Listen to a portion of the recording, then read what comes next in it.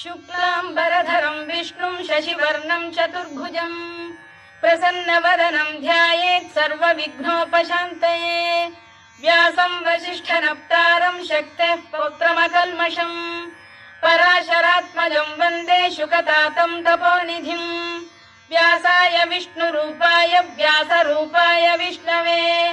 नमो वै ब्रह्मनिधये वासिष्ठाय नमो नमः। अविकाराय शुद्धाय नित्याय परमात्मने सदैकरूपरूपाय विष्णवे सर्वजिष्णवे यस्य स्मरणमात्रेण जन्म संसारबन्धनात् विमुच्यते नमस्तस्मै विष्णवे प्रभविष्णवे। ॐ नमो विष्णवे प्रभविष्णवे। श्रीवैशम्पायन उवाच श्रुत्वा धर्मानशेषेण पावनानि च सर्वशः युधिष्ठिरः शान्तनवं पुनरेवाभ्यभाषत। युधिष्ठिर उवाच किमेकं दैवतं लोके किं वाप्येकं परायणम् स्तुवन्तः कङ्कमर्चन्तः प्राप्नुयुर्मानवा शुभम्। को धर्मः सर्वधर्माणां भवतः परमो मतः किं जपन्मुच्यते जन्तुर्जन्म संसारबन्धनात्। श्रीभीष्म उवाच जगत्प्रभुं देवदेवमनन्तं पुरुषोत्तमम् स्तुवन्नाम सहस्रेण पुरुषः सततोत्थितः तमेव चार्चयन् नित्यं भक्त्या पुरुषमव्ययम् ध्यायन् स्तुवन् नमस्यं च यजमानस्तमेव च अनादिनिधनं विष्णुं सर्वलोकमहेश्वरम् लोकाध्यक्षं स्तुवन् नित्यं सर्वदुःखातिगो भवेत्। ब्रह्मण्यं सर्वधर्मज्ञं लोकानां कीर्तिवर्धनम् लोकनाथं महद्भूतं सर्वभूतभवोद्भवम् एष मे सर्वधर्माणां धर्मोऽधिकतमो मतः यद्भक्त्या पुण्डरीकाक्षं स्तवैरच्चेन्नरः सदा परमं यो महत्तेजः परमं यो महत्तपः परमं यो महद्ब्रह्म परमं यः परायणम् पवित्राणां पवित्रं यो मङ्गलानां च मङ्गलम् दैवतं देवतानां च भूतानां यो व्ययः यतः सर्वाणि भूतानि भवन्त्यादियुगागमे यस्मिंश्च प्रलयं यान्ति पुनरेव युगक्षये तस्य लोकप्रधानस्य जगन्नाथस्य भूपते विष्णोर्नाम सहस्रं मे शृणु पापभयापहम्। यानि नामानि गौणानि विख्यातानि महात्मनः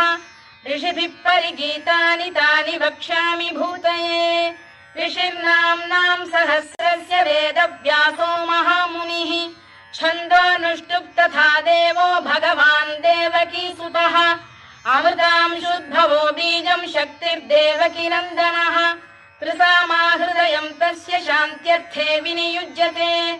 विष्णुं जिष्णुं महाविष्णुं प्रभविष्णुं महेश्वरम् अनेकरूपदैत्यान्तं नमामि पुरुषोत्तमम्। अस्य श्रीविष्णोर्दिव्यसहस्रनामस्तोत्रमहामन्त्रस्य श्रीवेदव्यासो भगवान् ऋषिः अनुष्टुप् श्रीमहाविष्णुः परमात्मा श्रीमन्नारायणो देवता अमृतांशुद्भवो भानुरिति बीजम् देवकीनन्दन श्रेष्ठेति शक्तिः उद्भवः क्षोभणो देव इति परमो मन्त्रः शङ्खबृन्नन्दकी चक्रीति कीलकम् शार्ङ्गधन्वा गदाधर इत्यस्त्रम् रथाङ्गपाणिरक्षोभ्य इति नेत्रम् त्रिसामासामरः सामेति कवचम् आनन्दं परब्रह्मेति योनिः ऋतुः सुदर्शनकाल इति दिग्बन्धः श्रीविश्वरूप इति ध्यानम् श्रीमहाविष्णुप्रीत्यर्थे सहस्रनाम जपे विनियोगः। ध्यानम् क्षीरोदन्वत्प्रदेशे शुचिमणिविलसत्सैकते मौक्तिकानाम् मालाक्लुप्तासनस्थस्फटिकमणिनिभैर्मौक्तिकैर्मण्डिताङ्गः शुभ्रैरभ्रैरदभ्रैरुपरि विरचितैर्मुक्तपीयूषवर्षैः आनन्दीन पुरीयादरिनलिन गदा शङ्खपाणिर्मुकुन्दः भूः पादौ यस्य नाभिर्वियदसुरनिलश्चन्द्रसूर्यौ च नेत्रे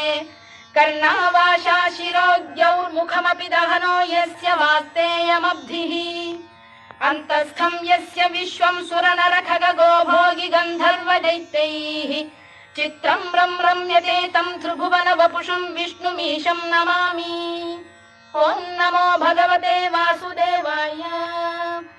शान्ताकारं भुजगशयनं पद्मनाभं सुरेशं विश्वाधारं गगनसदृशं मेघवर्णं शुभाङ्गम् लक्ष्मीकान्तं कमलनयनं योगिधृध्यानगम्यं वन्दे विष्णुं भवभयहरं सर्वलोकैकनाथम् मेघश्यामं पीतकौशेयवासं श्रीवत्साङ्कं कौस्तुभोद्भासिताङ्गम् पुण्योपेतं पुण्डरीकायताक्षं विष्णुं वन्दे सर्वलोकैकनाथम् नमः समस्तभूतानामादिभूताय भूभृते अनेकरूपरूपाय विष्णवे प्रभविष्णवे सशङ्खचक्रं सकिरीटकुण्डलं सपीतवस्त्रं सरसीरुहेक्षणं सहारवक्षस्थलशोभिकौस्तुभं नमामि विष्णुं शिरसा चतुर्भुजम् छायायां पारिजातस्य हेमसिंहासनोपरि आसीनमम्बुदश्याममायताक्षमलङ्कृतम् चन्द्राननं चतुर्बाहुं श्रीवत्साङ्कितवक्षसम् रुक्मिणी सत्यभामाभ्यां सहितं कृष्णमाश्रये।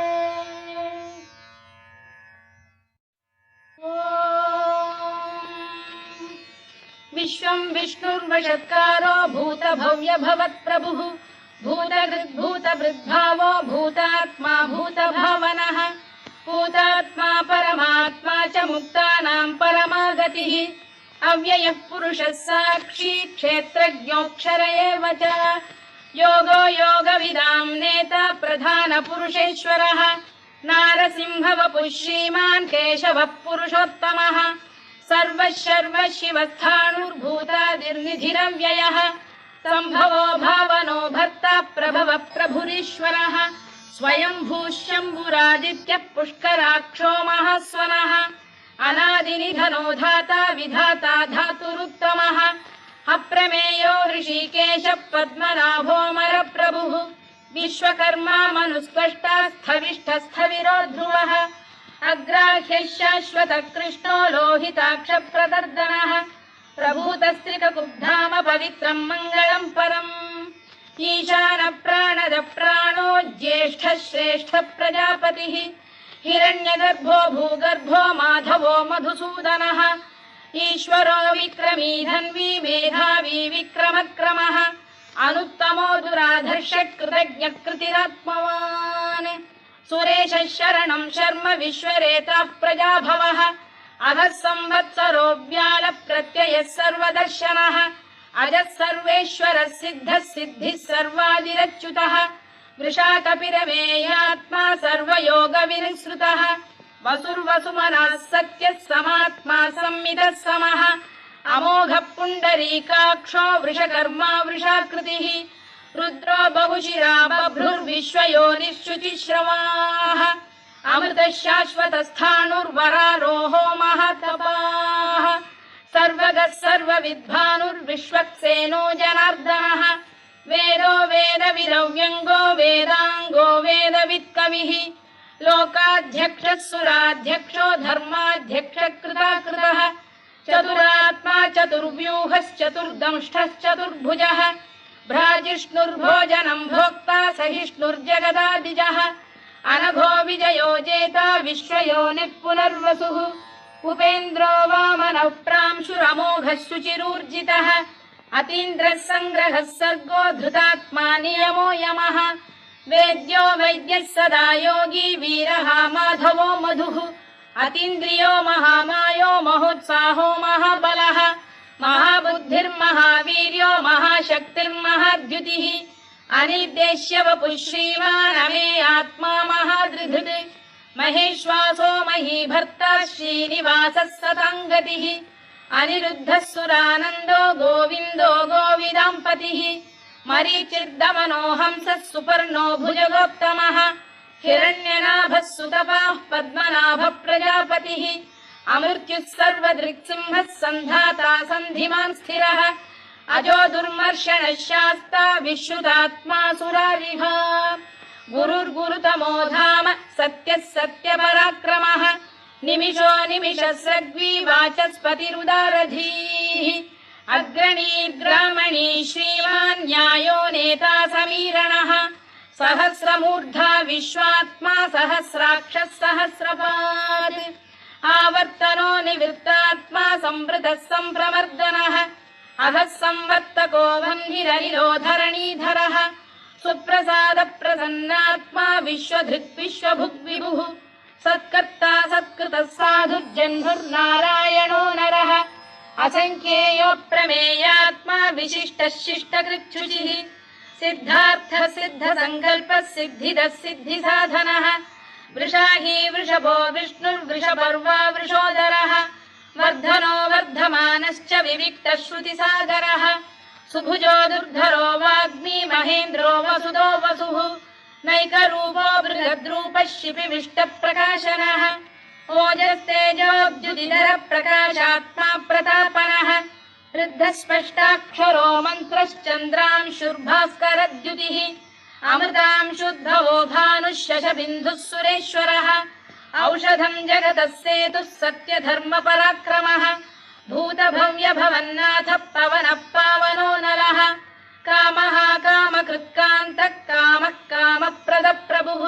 युगादिकृद्युगावर्तो नैकमायो महाशनः अदृश्यो व्यक्तरूपश्च सहस्रजिदनन्तजित् इष्टो विशिष्टः शिष्टेष्टः शिखण्डी नघुषो वृषः क्रोधः क्रोधकृत्कर्ता विश्वबाहुर्महीधरः अच्युत प्रतिथ प्राण प्राणदो वासवानुजः अपां निधिरधिष्ठानमप्रमत्त प्रतिष्ठितः स्कन्द स्कन्दधरो धुर्यो वरदो वायुवाहनः वासुदेवो बृहद्भानुरादिदेवः पुरन्दरः अशोकस्तारणस्तारः शूरः शौरिर्जनेश्वरः अनुकूलः शतावर्तः पद्मी पद्मनिभेक्षणः पद्मनाभोरविन्दाक्षः पद्मगर्भः शरीरभृत् महर्धिर्वृद्धो वृद्धात्मा महाक्षो गरुडध्वजः अतुलः शरभो भीमः समयज्ञो हविर्हरिः सर्वलक्षणलक्षण्यो लक्ष्मीवान् समितिञ्जयः विक्षरो रोहितो मार्गो हेतुर्दामोदरः सः महीधरो महाभागो वेगवानमिताशनः उद्भवः क्षोभणो देवः श्रीगर्भः परमेश्वरः करणम् कारणम् कर्ता विकर्ता गहनो गुहः व्यवसायो व्यवस्थानः संस्थानस्थानदो ध्रुवः परद्धिः परमस्पष्टः तुष्टः पुष्टः शुभेक्षणः रामो विरामो विरतो मार्गो नेयोनयोनयः वीरः शक्तिमताम् श्रेष्ठो धर्मो धर्मविदुत्तमः वैकुण्ठः पुरुषः प्राणः प्राणदः प्रणवपृतुः हिरण्यगर्भः शत्रुघ्नो व्याप्तो वायुरधोक्षजः ऋतुः सुदर्शनकारः परमेष्ठी परिग्रहः उग्रः संवत्सरो दक्षो विश्रामो विश्वदक्षिणः विस्तारस्थावरस्थाणुः प्रमाणम् बीजमव्ययम् अर्थोऽनर्थो महाकोशो महाभोगो महाधनः अनिर्विण्णस्थविष्ठो भूर्धर्मयूपो महामखः नक्षत्रनेमिर्नक्षत्री क्षमः क्षामः समीहनः यज्ञयुज्यो महेज्यश्च क्रतुः सत्रम् सदाम् गतिः सर्वदर्शी विमुक्तात्मा सर्वज्ञो ज्ञानमुत्तमम् सुव्रतः सुमुखः सूक्ष्मः सुघोषः सुखदः सुहृद् मनोहरो जितक्रोधो वीरबाहुर्विदारणः स्वापनः स्ववशो व्यापी नैकात्मा नैककर्मकृत् वत्सरो वत्सलो वत्सी रत्नगर्भोधनेश्वरः धर्मकृद्धर्मी सदसक्षरमक्षरम् अविज्ञाता सहस्रांशुर्विधाता कृतलक्षणः गभस्तिनेमिः सप्तस्तः सिंहो भूतमहेश्वरः आदिदेवो महादेवो देवेशो देवभृद्गुरुः उत्तरो गोपतिर्गोप्ता ज्ञानगम्यः पुरातनः शरीरभूतभृद्भोक्ता कपीन्द्रो भूरि दक्षिणः सोमपोऽमृतपः सोमः पुरुजित् पुरुसत्तमः विनयो जयः सत्यसन्धो दाशार्हः सात्वताम् पतिः जीवो विनयिता साक्षी मुकुन्दो मितविक्रमः अम्भो निधिरनन्तात्मा महोदधिशयोऽन्तकः अजो महार्घः स्वाभाव्यो जितामित्रप्रमोदनः आनन्दो नन्दनो नन्दः सत्यधर्मा त्रिविक्रमः महर्षि कपिलाचार्यः कृतज्ञो मेदिनीपतिः त्रिपदस्त्रिदशाध्यक्षो महाशृङ्गकृतान्तकृत् महावराहो गोविन्दः सुषेणः कनकाङ्गनी गुह्यो गभीरो गहनो गुप्तश्चक्रगदाधरः मेधास्वाङ्गो जितकृष्णो दृढः सङ्कर्षणोच्युतः वरुणो वारुणो वृक्षः पुष्कराक्षो महामनाः भगवान् भगहानन्दी वनमाली हलायुधः आदित्यो ज्योतिरादित्यः सहिष्णुर्गतिसत्तमः सुधन्वाखण्ड परशुर्दारुणो द्रविणप्रदः दिवस्पृक् सर्वदृग्व्यासो वाचस्पतिरयो निजः त्रिसामासामगः साम निर्वाणम् भेषजम् भिषज सन्न्यासकृच्छमः शान्तो निष्ठा शान्तिः परायणम् शुभाङ्गः शान्तिदः स्रष्टा कुमुदः कुवलेशयः गोहितो गोपतिर्गोप्ता वृषभाक्षो वृषप्रियः अनिवर्ती निवृत्तात्मा संक्षेप्ताक्षेमकृच्छिवः श्रीवत्सवक्षः श्रीवासः श्रीपतिः श्रीमताम्बरः श्रीधः श्रीशः श्रीनिवासः श्रीनिधिः श्रीविभावनः श्रीधर श्रीकर श्रेयः श्रीमान् लोकत्रयाश्रयः स्वक्षः स्वङ्गः शतानन्दो नन्दिर्ज्योतिर्गणेश्वरः विजितात्मा विधेयात्मा सत्कीर्तिश्चिन्न संशयः उदीर्णः सर्वतश्चक्षुरनीशः शाश्वतस्थिरः भूषयो भूषणो भूतिर्विशोकः शोकनाशनः अर्चिष्मानर्चितः कुम्भो विशुद्धात्मा विशोधनः अनिरुद्धो प्रतिरथः प्रद्युम्नो मितविक्रमः कालनेमिनिः वीरः शौरिः शूरजनेश्वरः त्रिलोकात्मा त्रिलोकेशः केशवः केशिहा हरिः कामदेवः कामपालः कामी कान्तकृतागमः अनिर्देश्य वपुर्विष्णुर्वीरोऽनन्तो धनञ्जयः ब्रह्मण्यो ब्रह्मकृद्ब्रह्मा ब्रह्म ब्रह्मविवर्धनः ब्रह्मविब्राह्मणो ब्रह्मी ब्रह्मज्ञो ब्राह्मणप्रियः महाकमो महाकर्मा महातेजा महोरगः महाक्रतुर्महायज्वा महायज्ञो महाहविः स्तव्यस्तव प्रियस्तोत्रम् स्तुतिस्तोतारणप्रियः पूर्णः पूरयिता पुण्यः पुण्यकीर्तिरनामयः मनोजवस्तीर्थकरो वसुरेता वसुप्रदः वसुप्रदो वासुदेवो वसुर्वसुमनाहविः सद्गतिः सत्कृतिः सत्ता सद्भूतिः सत्परायणः शूरसेनो यदुश्रेष्ठः सन्निवासः सुयामुनः भूतावासो वासुदेवः सर्वासु निलयो नलः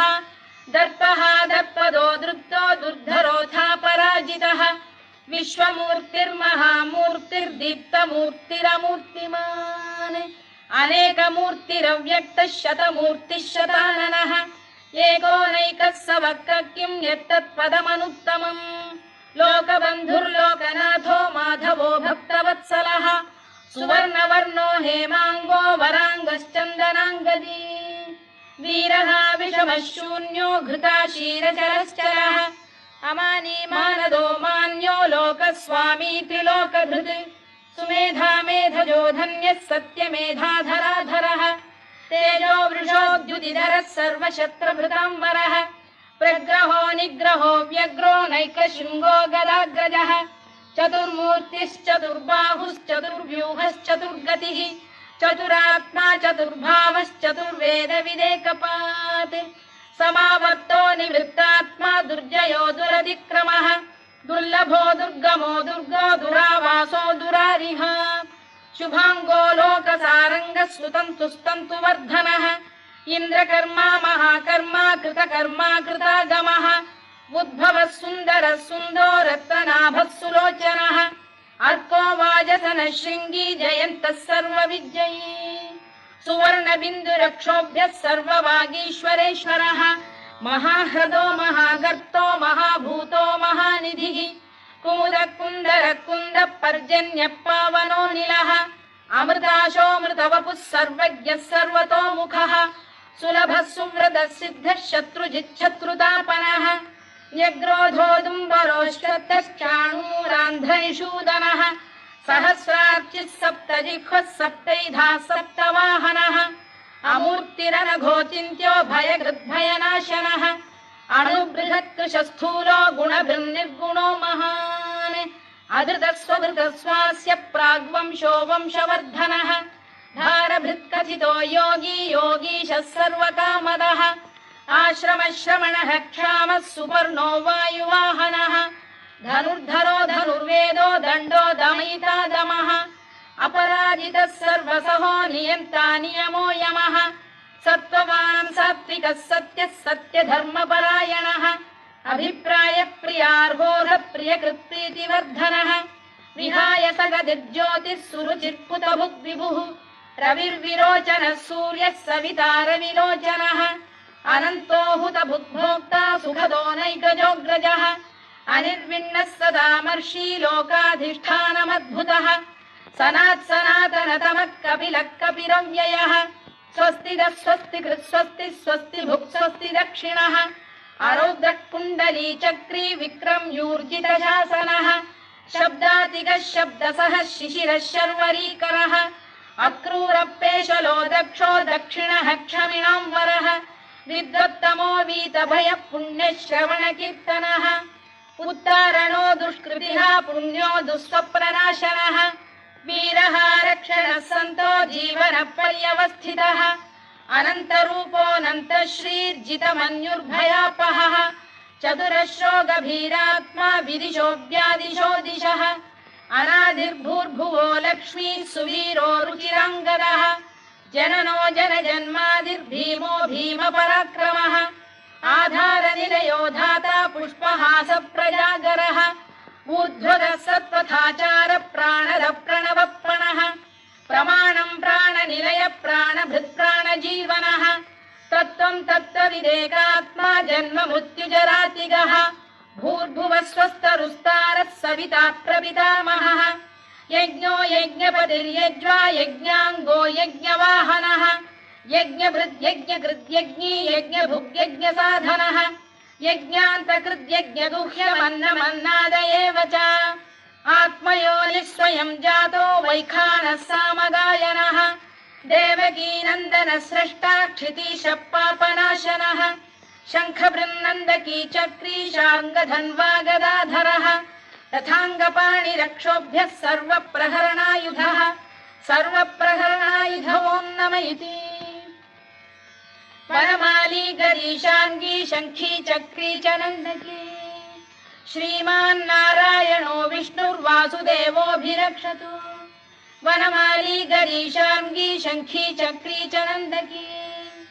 श्रीमान्नारायणो विष्णुर्वासुदेवोऽभिरक्षतु वनमाली गरीशाङ्गी शङ्खी चक्री च नन्दकी श्रीमान्नारायणो विष्णुर्वासुदेवोऽभिरक्षतु इतीदं कीर्तनीयस्य केशवस्य महात्मनः नाम्नां सहस्रं दिव्यानामशेषेण प्रकीर्तितम् य इदं शृणुयात् नित्यं यश्चापि परिकीर्तयेत्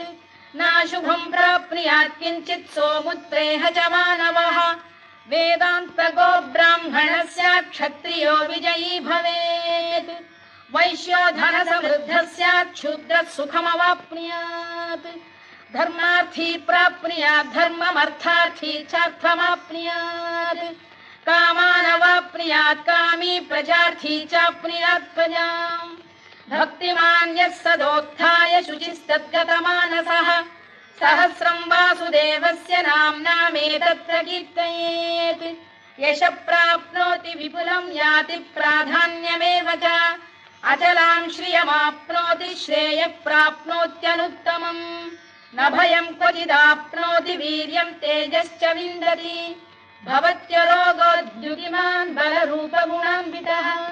रोगार्तो मुच्यते रोगात् बद्धो मुच्येत बन्धनात् भयान्मुच्येत भीतस्तु मुच्येतापन्न आपदः दुर्गाण्यतितरत्याशु पुरुषः पुरुषोत्तमम् सुवन्नाम सहस्रेण नित्यं भक्तिसमन्वितः वासुदेवाश्रयो मर्त्यो वासुदेवपरायणः सर्वपापविशुद्धात्मा याति ब्रह्म सनातनम् न वासुदेव भक्तानामशुभं विद्यते क्वचित् जन्म मृत्युजरा व्याधि भयं नैवोपजायते इमं स्तवमधीयानः श्रद्धा भक्ति समन्वितः युज्येतात्मसुखक्षान्तिः श्रीधृतिस्मृतिकीर्तिभिः न क्रोधो न च मात्सर्यं न लोभो न शुभामतिः भवन्ति कृतपुण्यानां भक्तानां पुरुषोत्तमे द्यौः स चन्द्रार्कनक्षत्राखं दिशो भूर्महो दधिः वासुदेवस्य वीर्येण विधृतानि महात्मनः ससुरासुरगन्धर्वं स यक्षोरगराक्षसम् जगत्वशे वर्ततेदं कृष्णस्य सचराचरम् इन्द्रियाणि मनो बुद्धिः सत्त्वं तेजो बलं धृतिः वासुदेवात्मकान्याहुः क्षेत्रं क्षेत्रज्ञ एव च सर्वागमानामाचार प्रथमं परिकल्पते आचार प्रभवो धर्मो धर्मस्य प्रभुरच्युतः ऋषयः पितरो देवा महाभूतानि धातवः जङ्गमा जङ्गमं चेदं जगन्नारायणोद्भवम् योगो ज्ञानं तथा साङ्ख्यं विद्या शिल्पादिकर्म च वेदाः शास्त्राणि विज्ञानमेतत् सर्वं जनार्दनात् एको विष्णुर्महद्भूतं पृथग्भूतान्यनेकशः त्रीन् लोकान् व्याप्य भूतात्मा भुङ्क्ते विश्वभुवव्ययः इमं स्तवं भगवतो विष्णोर्व्यासेन कीर्तितम् पठेद्य इच्छेत् पुरुषः श्रेयत् प्राप्तुं सुखानि च विश्वेश्वरमजं देवं जगतः प्रभुमव्ययम् भजन्ति ये पुष्कराक्षं न ते यान्ति पराभवम् न ते यान्ति पराभवम् ओन्नम इति अर्जुनोवाच पद्मपत्र विशालाक्ष पद्मनाभसुरोत्तमा भक्तानामनुरक्तानां त्राता भव जनार्दन श्रीभगवानुवाच यो मां नाम सहस्रेण स्तोतुमिच्छति पाण्डव सोऽहमेकेन श्लोकेन स्तुत एव न संशयोऽन्नम इति व्यास उवाच वासनाद् वासुदेवस्य वासितं भुवनत्रयम् सर्वभूतनिवासोऽसि वासुदेव नमोऽस्तु ते वासुदेव नमोऽस्तु ते ओन्नम इति पार्वत्युवाच केनोपायेन लघुना विष्णोर्नाम सहस्रकम् पठ्यते पण्डितैर्नित्यं श्रोतुमिच्छाम्यहं प्रभो ईश्वर उवाच श्रीराम राम रामेति रमे रामे मनोरमे सहस्रनाम तत्तुल्यं राम नाम वरानने श्रीराम राम रामेति रमे रामे मनोरमे सहस्रनाम तत्तुल्यं राम नाम वरानने श्रीराम राम रामेति रमे रामे मनोरमे सहस्रनाम तत्तुल्यं राम नाम वरानने राम नाम वरानन ओन्नम इति ब्रह्मोवाच नमोऽस्त्वनन्ताय सहस्रमूर्तये सहस्रपादाक्षि शिरोरुबाहवे सहस्रनाम्ने पुरुषाय शाश्वते सहस्रकोटियुगधारिणे नमः सहस्रकोटियुगधारिणे नमः ओन्नम इति सञ्जय उवाच यत्र योगेश्वर कृष्णो यत्र पार्थो धनुर्धरः तत्र श्रीविजयो भूतिर्ध्रुवा नीतिर्मतिर्मम श्रीभगवानुवाच अनन्याश्चिन्तयन्तो मां ये जनाः पर्युपासते तेषां नित्याभियुक्तानां योगक्षेमं वहाम्यहम् परित्राणाय साधूनां विनाशाय च दुष्कृतां धर्म संस्थापनार्थाय सम्भवामि युगे युगे आर्ता विषण्णाः शिथिलाश्च भीता घोरेषु च व्याधिषु वर्तमानाः संकीर्त्य नारायण शब्दमात्रं विमुक्तदुःखाः सुखिनो भवन्तु कायेन वाचा मनसेन्द्रियैर्वा बुद्ध्यात्मना वा प्रकृते स्वभावात् करोमि यद्यत् सकलं परस्मै नारायणायेति समर्पयामि।